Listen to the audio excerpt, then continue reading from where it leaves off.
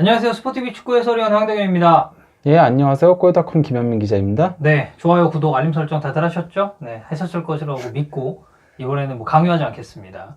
네, 이번 시간에 저희가 팀 분석으로 돌아왔습니다. 오늘은 이 독일의 또 분데스리가의 어떻게 보면 이 신흥강으로 굉장히 자리를 굳건하게 유지하고 있는 라이프치히에 대해서 알아보는 시간을 갖도록 하겠습니다. 예, 그 라이프치히를 선정하게 된 이유는요.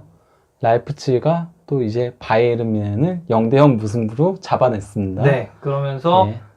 분데스리가 우승 경쟁은 마지막 라운드까지 예. 이어지게 됐습니다. 거기다 이제 라이프치히는 너무나도 안정적인 3위. 예, 그러니까 네. 뭐 더 이상 바뀔 수 없는 3위를 네. 차지를 하면서 전 솔직히 그래갖고 라이프치히가 바이에른 뮌헨한테 질 줄 알았어요. 네. 왜냐면은 목표가 사라졌잖아요. 동기부여가 없죠, 사실. 예. 하지만 그 포칼 결승전에서 양 팀이 또 붙다 보니까 그걸 네. 의식해서인지 예행 연습이 될 수가 있죠. 그러니까요. 예. 그래서 상당히 좋은 경기력을 보이면서 특히 이제 코나테가 레반도프스키를 완전 꽁꽁 묶었습니다. 그래서 네. 레반도프스키가 이 경기에서 패스 성공률이 60%대가 나왔고요. 슈팅 딱 한 번밖에 못 가져갔고. 레반도프스키에 좀 어울리지 않는 수치였네요. 예. 그러니까 그 유효 슈팅도 하나도 없었거든요. 그 정도 상당히 부진한 모습을 보이면서 그러면서 예, 좀 무기력하게 0대0 무승부로 끝나버렸습니다. 네, 그렇습니다. 자, 그럼 지금부터 저희가 라이프치히는 어떤 팀인지에 대해서 좀 정확하게 그리고 자세하게 분석해보는 시간을 갖도록 하겠습니다.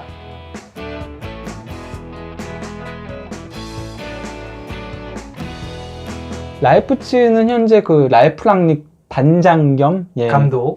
예, 이 얘기는 저희가 예전 방송에서도 했었죠. 그렇죠. 이제 나겔스만 감독이 다음 시즌부터는 예. 부임을 하기로 돼 있으니까요. 이제 그 랑닉이 어떤 사람이냐면요. 그러니까 그 1990년대에 그 이제 울룸이라는 하브리가 팀을 맡으면서 그때 그 텔레비전 쇼 이런 데 나왔었어요. 네. 그거가 전문가로 나와가지고 네. 예.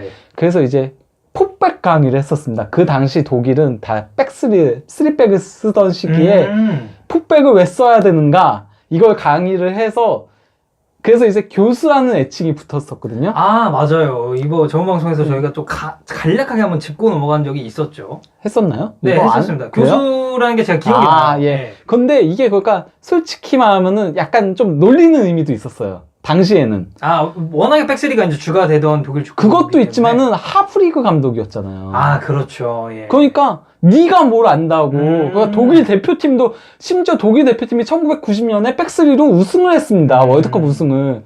네가 뭘 아냐고. 약간 좀 그런 조롱도 받는 약간 조롱성 별명이었는데 능력을 보여주면서 그러면서 뭐 그 샬케에서도 뭐 챔피언스리그 준결승까지 이끌고 올라갔었고 그리고 샬케 구단 역사상 처음 있는 일이었고요. 또 호펜하임의 돌풍을 일으키기도 했었고 그런 식으로 그런 성과들을 보여주면서 약간 그 교수와는 약간 비아냥 섞였던 별명을 진짜 교수와 만들어 버린 거죠, 능력으로. 약간 매업산왕하고 좀 비슷하네요. 매업산왕 뭔지 아시죠? 네. 메시 없을 때 산체스가 네. 왕이다. 이것도 원래는 조롱이었거든요. 네. 근데 아, 그랬어요? 예, 이것도 원래 전 조롱으로 몰랐어요. 시작했어요. 아, 저는 조롱 아닌 줄 알았어요. 네, 조롱으로 시작했다가 이게 이 산체스가 아스날 가가지고 이제 잘하다 보니까 바르셀로나에서도 없을 때 그 두 번째 시즌은 잘 했었죠. 골을 넣고. 근데 이제 그랬죠. 그 최초 자체는 이제 조롱으로 네. 시작이 됐었고 이제 뭐 그 시기 바르셀로나 시기 지나서 아스날에서 이제 좀 에이스의 모습을 보여주다 보니까 역시 산왕, 역시 매업산왕 좀 이런 얘기가 나왔는데 그 랑닉의 교수라는 애칭도 약간 이 매업산왕의 의미와 살짝 비슷하다고 생각하시면 되겠습니다. 예, 근데 현재 어쨌건 이 사람이 제가 전에도 저번 방송에서도 얘기했다시피 그러니까 번아웃 증후군 때문에 네. 예, 이제 감독을 그만두게 됐고 하지만 이제 단장을 하면서 전술적인 토대들을 만들어놨어요. 심지어 라이프치히를 또 1년 임시 감독하면서 승격을 시켰다라고 했잖아요. 근데 일단 라이프치히 하면은 사람들이 일반적으로 생각하는 4-2-2-2 포메이션 예, 이걸 정립한 사람이 바로 랑닉인 거거든요. 네. 물론 하제니트 감독이 지도를 하고 있었지만은 이 전술의 토대를 사실상 마련한 사람은 랑닉이었어요. 랑닉이 그러면서 그리고 또 이제 잘츠부르크에서 라이프치히로 이렇게 많이 넘어오고 이러잖아요. 이게 그렇죠. 랑닉이 원래 잘츠부르크 단장을 같이 맡았었어요. 겸임을 한 거군요. 원래 시작은 라이프치히하고 잘츠부르크를 같이 하다가 라이프치히 임시 감독을 하면서 그때 이제 잘츠부르크 단장을 그만두게 된 거거든요. 네네. 그래서 잘츠부르크와 라이프치히의 전술 토대가 똑같았었어요. 네. 로고 슈미트 감독이 그때 잘츠부르크 그렇죠. 감독이었거든요. 그때 그래서 로고 슈미트 감독도 4-2-2 포메이션을 썼었고, 이게 그러니까 압박 극대화 축구거든요. 네. 그러니까 최대한 일렬 종대로 해가지고 압박을 최대한 강하게 가져가는 거죠. 네. 예, 그래서 이제 상대에게 공간을 주지 않고, 수비 시에는 이렇게 가다가 공격 시에는 조금 측면으로 빠지고, 네. 예, 이러면서 조금 변칙적인 움직임을 가져가는 건데, 이게 근데 대신에 선수들한테 활동량을 굉장히 많이 요구하는 네. 뭐 포메이션이에요. 아무래도 압박 축구다 보니까. 그것도 그렇고, 그러니까 이렇게 폭이 좁게 쓰잖아요. 네. 그러면은 이제 측면도 커버해야 되고 막 이러다 보니까, 중앙도 이제 넘어와야 되고. 예, 그러다 보니까 이게 상당히 그 활동량을 많이 요구하는 포메이션인데요. 어쨌건 뭐 본인이 정립한 포메이션답게 이거를 이제 많이 가져가기도 했었지만은 4-2-2-2만이 아닌 이렇게 그 다이아몬드 4-4-2 포메이션도 썼고요. 네. 그리고 또 이제 3-1-4-2 포메이션도 썼거든요. 아, 포백 예찬론자지만 3백도 예. 뭐 구사를 할 수 있는. 이건 그니까 약간 좀 그 나게스만 감독이 올 거를 생각해서 한 게 예행 연습을 한 것도 아닐까. 왜냐면 호펜하임이 가장 그렇죠. 어쨌건 이거 최근에 조금 바뀌었다고 하더라도 가장 많이 쓰는 거는 3-1-4-2였거든요. 네. 실제 그 이번 시즌 그 4-2-2 포메이션으로 분데스리가에서 13경기를 치렀고요. 다이아몬드 4-4-2로는 이제 9경기. 그 3-1-4-2로는 10경기를 치렀습니다. 뭐 그래도 좀 빈도가 비슷비슷하네요. 예, 그렇게 그가 좀 다양하게 포메이션을 가져갔다는 거죠. 네. 어쨌건 이번 시즌 그 라이프치히의 강점하면은 바로 수비에 있거든요. 네. 이번 시즌 그 27실점을 허용하면서요. 얘가 분데스리가 최소 실점이자 유럽 5대 리그 따지더라도 리버풀이 이제 22실점, 네, 그렇죠. 그 맨체스터 시티가 23실점에 이어서 아틀레티코 마드리드, 그 유벤투스와 함께 예, 최소 실점 공동 3위입니다. 네, 그렇군요. 이건 그 수비 세부 지표들을 봐도 알 수 있는데요. 일단 그 슈팅 허용 횟수가 9.5회로 바이에른 뮌헨 다음으로 적고요. 네. 태클 횟수는 19.2회로 분데스리가 팀들 중에 가장 많습니다. 네. 그리고 가로채기 횟수는 12.4회로 3회로 그가 6위에 해당하고 있죠. 네. 그리고 이제 파울 횟수는 428회 총 횟수, 이건 네. 그 아까는 경기당이고요. 네. 총 횟수 428회로 호펜하임 다음으로 가장 많습니다. 두 번째로 많고요. 무엇보다도 이제 볼 경합 승리 횟수가 3,847회로 네. 분데스리가 전체 1위입니다. 네. 이 정도가 그러니까 수비적인 면에서 상당히 강점을 보이고 있다는 거죠. 네, 프랑크푸르트와는 한 200개 정도 차이가 나고 하노버와도 거의 한 400개 정도 차이가 나는 라이프치히가 되겠습니다. 예. 그리고 제가 그 라이프치히 하면은 이제 압박을 상당히 중시 여긴다고 했잖아요. 그 정도 그러니까 라인을 상당히 높게 가져갑니다. 그러니까 네. 어느 팀보다도 수비 라인을 높게 가져가가지고 분데스리가에선 가장 수비 라인이 높은 팀이고요. 네. 그러다 보니까 그 오프사이드를 100회 이상을 유도를 해낸. 유도를 해내면서 근데 리그 평균이 60회거든요. 이거는 차이가 굉장히 크네요. 예, 그 정도 그러니까 수비 라인을 상당히 높게 가져간다는 거죠. 네. 그러다 보니까 이제 전력 질주 횟수도 7,771회로 4위에 해당을 하죠. 네, 뭐 저희가 흔히 말하는 스프린트 예. 이제 수치를 볼 수가 있는데 프랑크푸르트, 볼프스부르크, 레버쿠젠에 의해서 4위를 막하고 있는 라이프치히입니다. 예, 뭐 이 정도 그러니까 상당히 좀 압박과 많이 뛰는 축구를 가동을 한다고 할 수 있는 겁니다. 그런 특징들은 계속 남아 있는데 거기에 이제 조금 더 수비적인 완성도를 더 끌어올렸다라고 할 수 있는 거죠. 네. 그러니까 태클이 많은 이유가 앞선에서 끊기 때문에 그래요. 원래 그러니까 수비는 태클을 너무 하는 게 위험하다는 얘기가 있잖아요. 네. 예, 하지만 얘네는 올라가서 하기 때문에. 그렇죠. 뭐 일선에서부터의 태클, 그러니까 1차 전선에 그런 식으로 태클을 막아내게 된다면 이거는 또 이제 얘기가 달라질 수가 있으니까. 그 약간 그 디에고 시메오네의 네. 아틀레티코 마드리드와 조금 유사한 수비 네. 방식을 한다고 할 수 있는 거죠. 이제 그 공격적인 부분을 조금 살펴볼 건데요.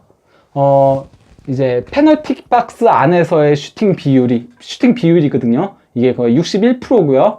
그리고 이제 6야드, 그러니까 6m 이내에서의 슈팅 비율이 8%거든요. 네. 이렇게 돼가지고 이제 프랑크푸르트에 이어서 전체 비율, 페널티 박스 안에서의 전체 비율, 6m까지 합쳐가지고 전체 비율이 2위에 해당합니다. 네. 예, 뭐 그 정도 그러니까 상당히 박스 안에서의 슈팅을 즐겨한다. 네. 예, 반면에 그 페널티 박스 바깥에서의 슈팅 비율은 상당히 낮은 편에 해당을 하죠. 그러니까 두 번째로 낮죠. 네. 프랑크푸르트 다음으로. 아까 얘기한 그 압박 지표 관련돼서 좀 보자 하면은 여기 이제 상대 진영에서의 볼 점유율이 32%죠. 바이에른 뮌헨은 바로 다음 예, 수치를 기록하고 있네요. 예. 거기다가 이제 미들서드 이건 중원 지역이잖아요. 여기서 네. 47% 이건 도리어 그러니까 바이에른 뮌헨보다 1% 앞서거든요. 네. 예, 그러니까 뭐 거의 차이가 안 난다라고 할 수 있는 거죠. 그러네요. 바이에른과. 예, 그 정도로 그러니까 상당히 압박 지표가 강하다. 네. 바이에른 뮌헨은 이게 높은 이유가 압박 지표보다도 전방에서의 패스를 돌리는 것 때문이거든요. 네. 이걸 차이점을 알 수 있는 게요. 바로 이 점유율인데요. 바이에른 뮌헨은 점유율이 62.2%로 가장 높아요. 네. 그러다 보니까 거기서 이제 패스를 많이 돌리고 이렇게 되는 건데요. 그렇죠. 라이프치히의 점유율은 49.5%로 8위에 해당합니다. 리그다 거의 한 중간 정도의 예. 순위네요. 그러니까 그 뭔가 패스를 많이 돌리는 스타일이라기보다는 오히려 이 압박을 통해서 그 이제 상대 지역에 머물러 있는 시간이 많은 예. 그런 지표라고 볼 수가 있겠네요. 그리고 이제 바로 그러니까 뺐으면은 바로 스프린트로 상대를 공략해 나가는 형식으로 공격을 한다는 거죠. 네. 여기서 중요한 게 이제 바로 티모 베르너하고 유스프 포울센이거든요. 네. 예, 이 두 선수가 그러니까 역습에서에 있어서의 그 주로 천병 역할을 하는데요. 일단 베르너는 빠른 발로 이제 상대의 그 뒷공간을 파고드는 데 상당히 능하고요. 그렇죠. 포울센은 무엇보다도 이 선수가 공중볼에 강하거든요. 네. 약간 저희가 지난 방송에서, 그러니까 예전 방송에서 그 프랑크푸르트 얘기했었을 때요. 그때 이제 알레가 비벼주고 좀 꾸준히 일을 해주면은 그거가 요비치가 해결을 한다고 예. 했잖아요. 그러니까 여기서는 포울센이 약간 알레의 역할을 하고 베르너가 그러니까 요비치의 역할을 한다고 보면 되는데요. 네. 그래서 이제 베르너가 이번 시즌 16골 7도움으로 득점 공동 4위에 올라 있고요.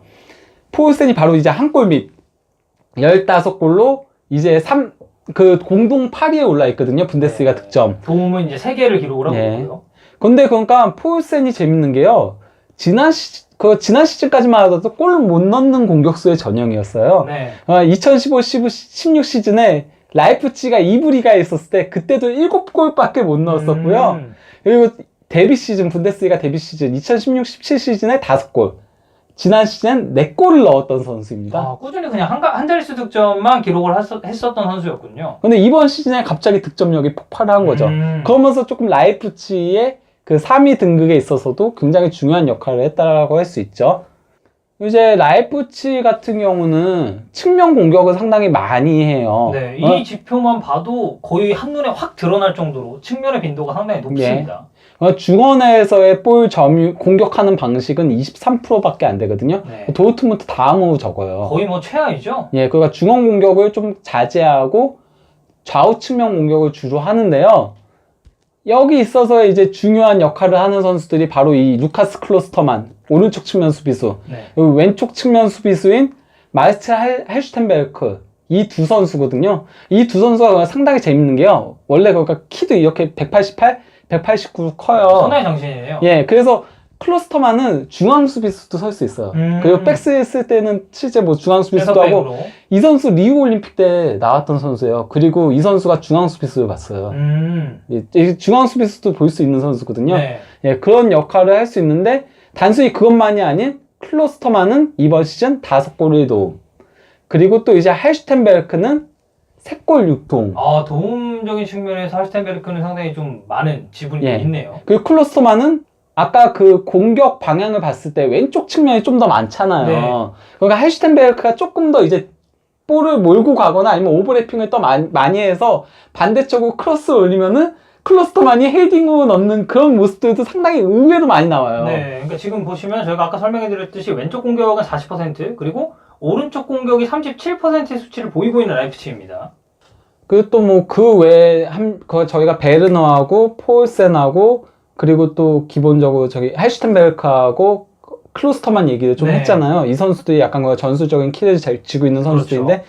그 외에 이제 오르반하고 덴메가 중앙에서 상당히 이제 수비적으로 중요한 역할들을 담당을 해주고 있고요. 네. 그리고 최소 실점에 상당히 크게 기여를 하는 부분이 있지만은, 그리고 또 한 명, 굴라치. 네. 이번 시즌 미쳤습니다. 네. 굴라치가 이전에는 전반기 때는 좀 잘하다가 후반기 좀 부진을 반복을 했었어요. 네. 이번 시즌에는 굴라치가 독보적으로 좋은 활약상을 펼치고 있거든요.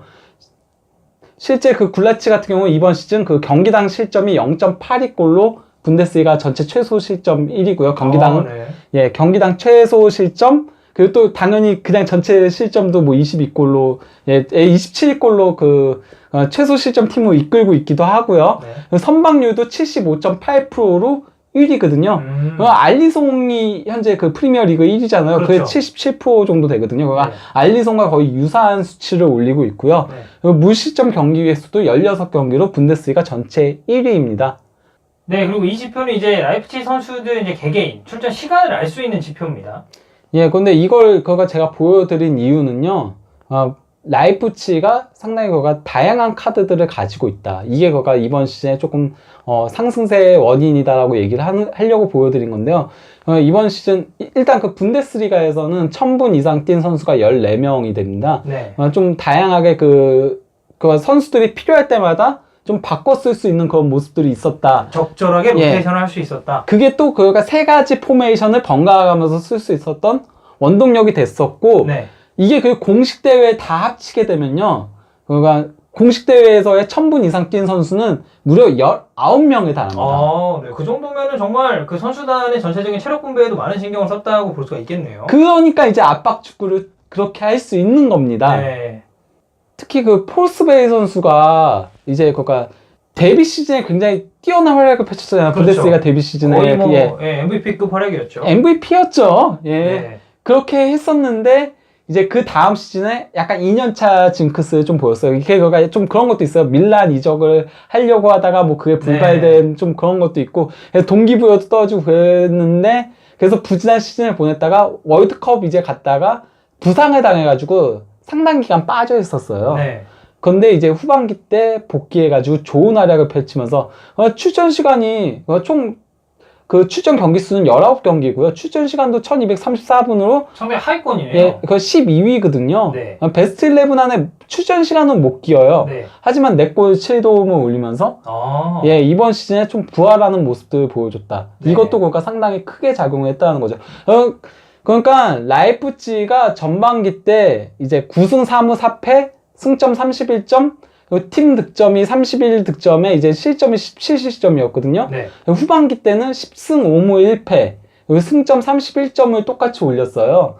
그러니까 한 경기를 덜 치른 상태에서 어쨌건 특히 실점이 17점으로 줄어들면서 전반기 때는 4위였는데 후반기 때는 2위로 후반기 성적만 놓고 보면은 그렇게 올라온 원동력에는 이렇게 포스베이리의 부상 복귀랑 그리고 이제 여기 타일러 아담스 그리고 또 여기 없는데 하이다라라는 선수 있거든요. 네. 겨울에 영입한 선수들의 가세 이런 것들이 라이프치히를 후반기 때 더 지탱할 수 있게 해줬다는 거죠. 네.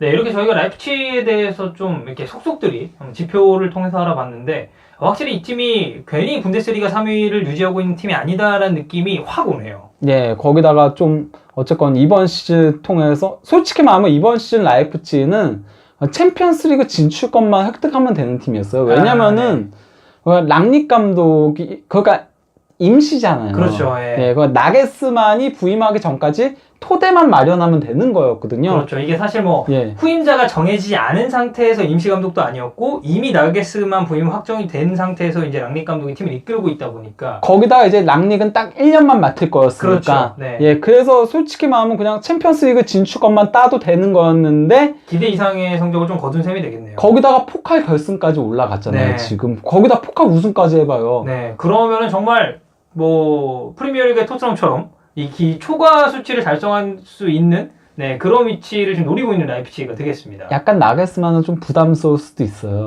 이제 다음 시즌 됐을 때. 예.